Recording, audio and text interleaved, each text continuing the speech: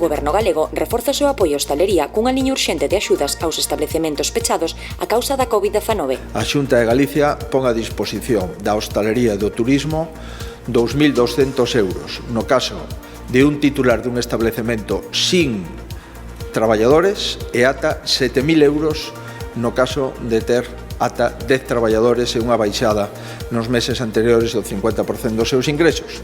distinguíndose 1.000 euros máis para os servizos que estuveron pechados tamén durante o mes de outubro e 1.000 euros